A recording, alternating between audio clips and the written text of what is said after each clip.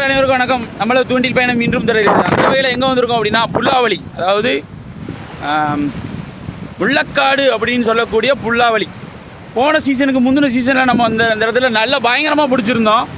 இப்போ குறுகிய நாட்களாக அங்கே அடியே கிடையாது. நிறைய நண்பர்கள் புல்லாவளியில் மீன் அடிக்குதானே அப்படின்னு கேட்கிங்க. புல்லாவளியில் டெஸ்ட் பண்ணிடுவோம். இன்றைக்கி என்ன நிலவரம் நடக்குது அப்படிங்கிறத நீங்களே பாருங்கள், சரிங்களா?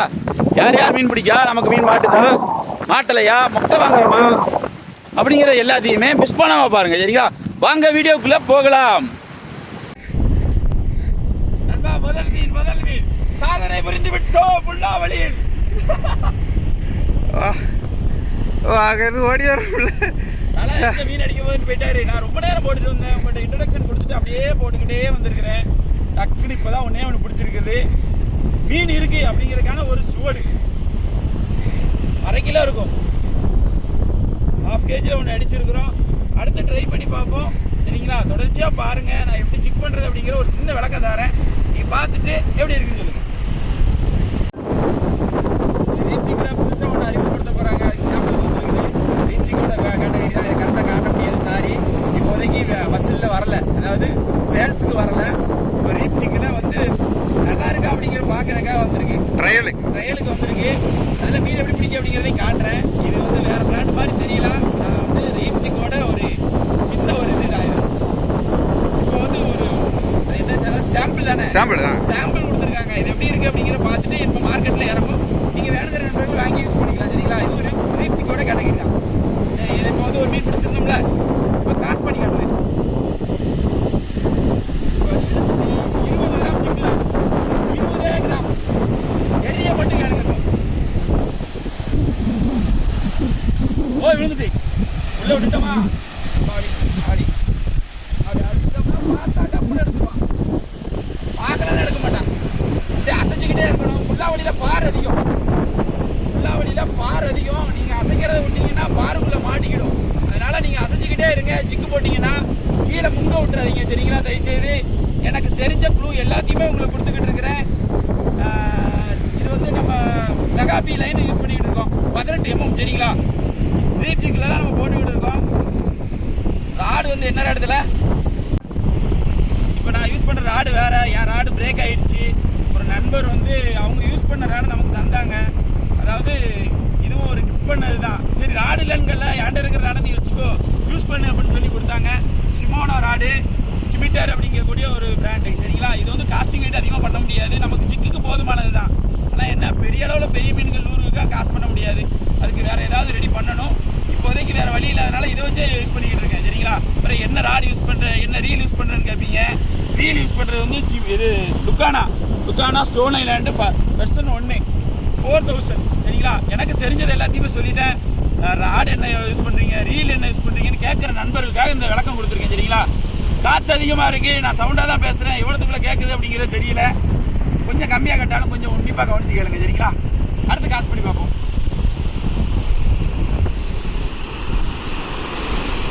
மீன் அடிச்சதுன்னா காட்டுறேன். இந்த பாருங்க, இப்படியே அடிச்சுட்டு போறாரா. இதோட லென்த்தை மட்டும் பாருங்க. கிட்டத்தட்ட கிலோமீட்டர் கணக்கில் வந்துட்டாரு. அவர் அடித்த இடம் அந்த லாஸ்ட்டு அந்த சின்ன போட்டு கிடக்கா, அதையும் தாண்டி அந்த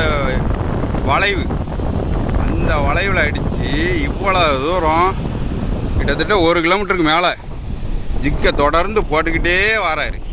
இன்னும் ஒரு மீன் அடிக்கிறார். இப்படி தான் கிராசிங் மீனில் ஏதாவது ஒன்று தூக்கும். ஒரு மண்டல இறங்கினா டப்புன்னு தூக்கிடலாம். பாருங்க, ஒரே இடத்துலலாம் மீன் அடிக்கல, ஒரு மீன் தான் பிடிச்சிருக்கோம். போட்ட உடனேயும் பிடிச்சிடல. காட்டியிருப்பாரு நான் நடந்து வந்த தூரத்தை. அதில் செல்லால் ஓரளவுக்கு தான் கவர் பண்ண முடியும். அதுக்கும் மிச்சமாக நடந்து வந்திருக்கோம்.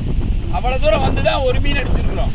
ஏன்னா நீங்கள் வந்து போட்ட உடனே அடிச்சிருக்கூட நினைக்கலாம். இந்த கை கால் எல்லாமே அப்படியே விட்டுரும். எதுக்குடா பிசி வந்தோம், இந்த ராடை தூக்கணும் அப்படிங்கிற அளவுக்குலாம் போயிடும். கட்டத்துக்கு அந்த அளவுக்குலாம் கொண்டு போகும். அதெல்லாம் பொருட்படுத்தாம அப்படியே அலையிடணும். நாங்கள் தொங்க விட்டாலும் போகணும். அப்போதான் நமக்கு இதே நடந்துக்கிட்டே போவேன். மீன் வருதுன்பா. இது பேர் வந்து உதவுசரான்னு சொல்லுவாங்க, ஸ்மைலி. அதான் வந்துட்டு போகிறான். அவன் ஒரு திருப்பியான மாதிரி பாதி இருப்பான், பாதி வந்து சுறா மாதிரி இருப்பான். Guitar stingray. அவனும் இந்த நண்டு புளி நண்டு இந்த கொலக்கட்டை நண்டுன்னு சொல்கிறோம்ல அந்த மாதிரி நண்டு நண்டு எல்லாத்தையுமே திப்பான். அதுக்காக தான் மேலே வாரான். இன்னும் விடாமல் அடிச்சுக்கிட்டு தான் இருக்காரு. பார்ப்போம். முடியல ம் முடியல சாமி. ஆ வா அடுத்து ஒரு மீன்.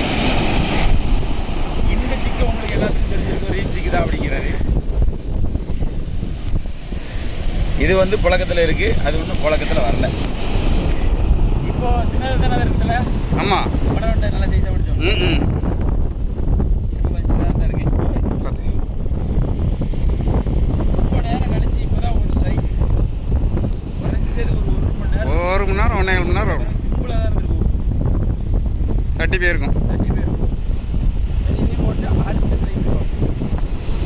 அங்கே ஒரு ஆளுக்கு மீன் பிடிச்சிருக்கு. பக்கத்தில் போனால் வீடியோ எடுக்க வர்றாங்கன்னு தெரியல. நான் அதனால் காட்டுறேன் முடிஞ்ச அளவுக்கு.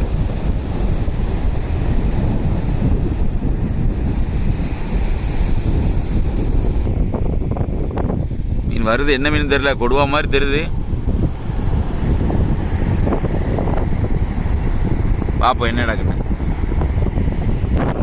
மீன் கரை வந்துருச்சு. கரை வந்துட்டு மீன் கரை வந்துட்டு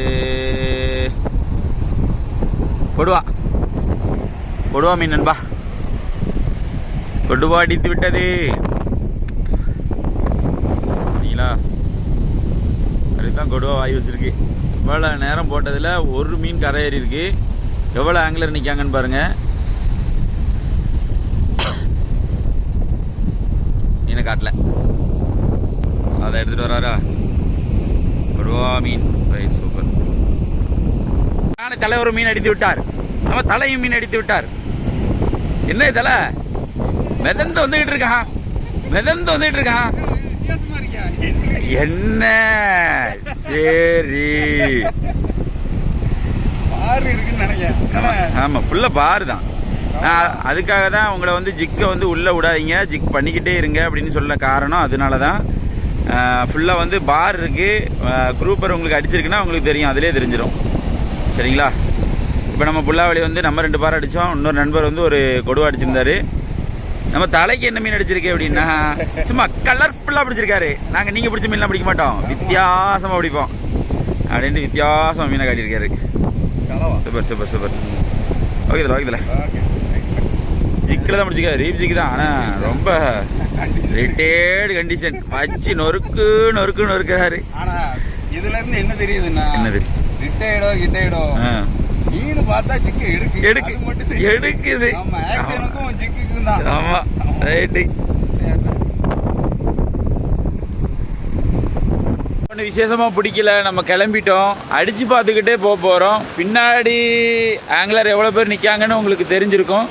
இன்னுமே அவங்க போகல. அதாவது மீன் அடித்தாலும் சரி, ஒரு மீன் அடித்தாலும் சரி, யாருக்கு அடிக்குன்னு பார்ப்போன்ட்டு நிற்கிறாங்க. இதுதான் ஒரு தேடல். ஒரு 10 பேர் நிற்கிறாங்கன்னா யாருக்கா ஒரு ஆளுக்கு அடிக்கும் ஒரு சில நேரத்தில். அந்த மாதிரி நேரமும் நடந்துடும். நம்ம அதிர்ஷ்டத்தை பொறுத்த மாதிரி தான் நடக்கும். நமக்கு எவ்வளோத்துக்குள்ளே அதிர்ஷ்டம் இருக்குது அப்படிங்கிற மாதிரி லாட்டரி சீட்டு கிளிக்கிற மாதிரி சொல்ல போனால் ஒரு 10 பேரில் ஒரு ஆளுக்கு அடிக்கும்போது எப்படி இருக்குன்னு பாருங்களேன். யாருக்கு அடிக்க அப்படிங்கிறது தான் டாஸ்க்கு. நம்ம அப்படியே அடித்து பார்த்துட்டே போகிறோம். சரி, நமக்கு ஒன்றும் பெரிய அளவில் பிடிக்கல. அங்கே வேறு யாருக்கும் ஸ்ட்ரைக்கும் கொடுக்கல. அந்த அளவில் பரவாயில்ல. என்னத்தையோ கடவுள் இங்கே வந்ததுக்கு 2 பாறையும் ஒரு குரூப்பரும் பிடிச்சிருக்கிறோம். அப்படியே போகிற வழியில் ஏதாவது அடிக்குதா அப்படிங்கிறதையும் பார்ப்போம். இல்லை, அத்தனை பேர் போட்டுட்டு இருக்கும்போது அவர் கரெக்டாக ஜிக்கை பார்த்து ஏட்டையா அடிக்கி. மீன் கரை வந்துட்டு கொடுவா கிடையாது நண்பா, பண்டாரி மீன் அடிச்சிருக்காங்க. கொடுவா இல்லை, நல்ல சைஸு. ஒரு 2 கிலோனாலும் வரும். நம்ம லாங்கில் நிற்கிறோம். உங்களுக்கு காட்சியில் மட்டும் காட்டியிருக்கிறேன் மீன் அடிச்சிருக்கு அப்படிங்கிறது. நீங்களும் வந்து வேணால் ட்ரை பண்ணி பாருங்கள். அவருக்கு தான் கொடுவா அடிச்சுது, அடுத்து பண்டாரி அடிச்சுது. சரிங்களா. நம்ம தலை லைனாக எடுத்து அத்து விட்டுட்டு இப்போ தான் வந்துட்டுருக்காரு. இந்த நாள் கழித்து புல்லாவளியில் வந்து பிடிச்ச மீன்களை பார்த்துக்கோங்க. எங்களுக்கு அதிர்ஷ்டம் இல்லையா, இல்லை எங்களோட பேட் லக்கா, ஒன்றுமே எங்களுக்கு புரியல. நேற்று முந்தினதெல்லாம் மீன் பிடிச்சாங்க அப்படிங்கிறது தான் எங்களுக்கு தகவல். சரி, போய் நம்ம ட்ரை பண்ணி பார்ப்போம், வாங்க தலை போவோம் அப்படின்ட்டு அப்படியே கூப்பிட்டு வந்தேன். என்னத்தையோ புண்ணியத்துக்கு 3 மீன் பிடிச்சிருக்கிறோம். வேறு இன்னொரு நண்பர் கொடுவா பிடிச்சாரு. ஒரு 2 பண்டாரி எடுத்துனாங்க. நான் ஒரு பண்டாரி தான் காட்டியிருப்பேன். 2 பண்டாரி பிடிச்சாங்க. ஒரு பண்டாரி 1 கிலோ இருக்கும்னு நினைக்கிறேன், 3/4 கிலோ 1 கிலோ இருக்கும். ஒரு பண்டாரி 2 கிலோ சிச்சம் வரும். 3 கிலோவில் கொடுவாத்திருக்காங்க. நம்ம பிடிச்ச மீன் 3 மீன், அவங்க பிடிச்ச மீன் 3 மீன். ஒன்றும் இல்லாததுக்கு எவ்வளோ பரவாயில்ல. ட்ரை பண்ணி பாருங்க. ஆனால் அந்த இடத்துல கொடுவா இறங்குது நண்பா. இப்போ ரீசெண்டாக நிறைய பிடிச்சிட்டு இருக்காங்க. நீங்கள் புல்லாவளி வரணும் அப்படின்னு நினச்சிங்கன்னா வந்து ட்ரை பண்ணி பாருங்கள். ஆங்கிலருக்கு ஒரு சின்ன தகவலாக இருக்கும். சரிங்களா? நாங்களும் ட்ரை பண்ணிக்கிட்டே தான் இருக்கோம். பெரிய அளவில் ஒன்றும் அடிக்கலை. அதிகபட்சம் அடிச்சதுன்னா 300 கிராம் அந்த அளவு தான் அடிக்குது. பருவட்டு எந்த மீனுமே இறங்கலை. ஆமாம், அந்த லைனில் கொடுவா இறங்குது. அதனால் ட்ரை பண்ணி பார்க்கலாம். நம்ம சேனல் லைக் பண்ணுங்கள், ஷேர் பண்ணுங்கள், கமெண்ட் பண்ணுங்கள், சப்ஸ்கிரைப் பண்ண வந்துடுறீங்க. இந்த மாதிரி இடங்கள் இருக்குது இன்னும் அழியாமல் அப்படின்னு நம்மளோட பதிவாக காட்டியிருக்கோம் வந்துட வேண்டும். சரிங்களா? இதே போல் மற்றவர்கள் சந்திப்போம். பாய்.